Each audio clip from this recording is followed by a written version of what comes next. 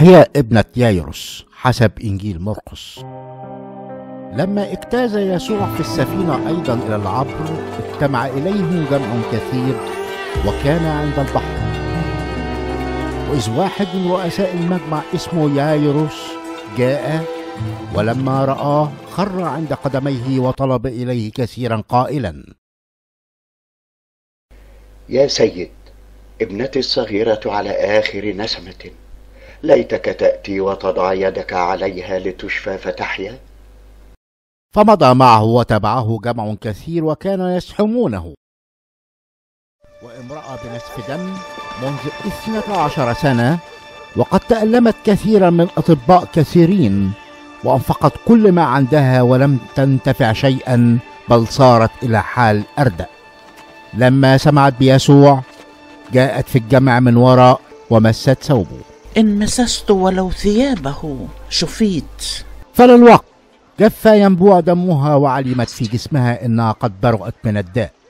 فللوقت التفت يسوع بين الجمع شاعرا في نفسه بالقوة التي خرجت منه: من لمس ثيابي؟ يا سيد، أنت تنظر الجمع يزحمك وتقول: من لمسني؟ وكان ينظر حوله ليرى التي فعلت هذا.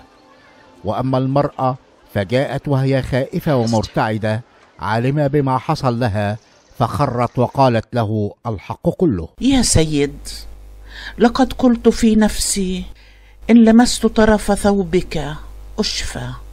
يا ابنة، إيمانك قد شفاك، اذهبي بسلام وكوني صحيحة من ذلك. وبينما هو يتكلم جاءوا من دار رئيس المجمع قائلين: يا سيد، ابنتك ماتت، لماذا تتعب المعلم بعد؟ فسمع يسوع لوقت الكلمة التي قيلت، فقال لرئيس المجمع: لا تخف، آمن فقط. ولم يدع أحدا يتبعه إلا بطرس ويعقوب ويوحنا أخو يعقوب.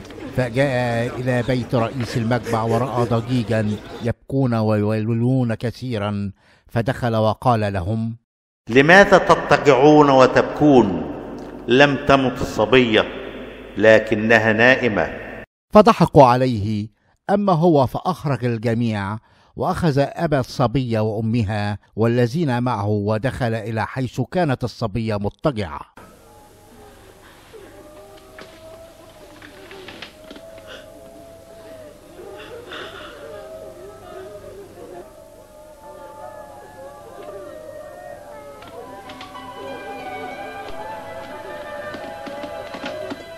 وأمسك بيد الصبية وقال لها: يا صبية، لك أقول قومي. وللوقت قامت الصبية ومشت، لأنها كانت ابنة 12 سنة، وبهتوا بهتا عظيما. لا تخبر أحدا بذلك، اعطوها لتأكل.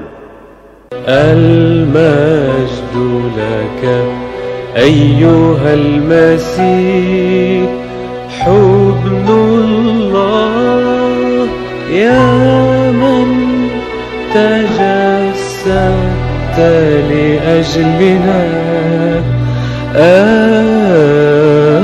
المجد لك، المجد لك أيها المسيح، حضن الله يا من تجسد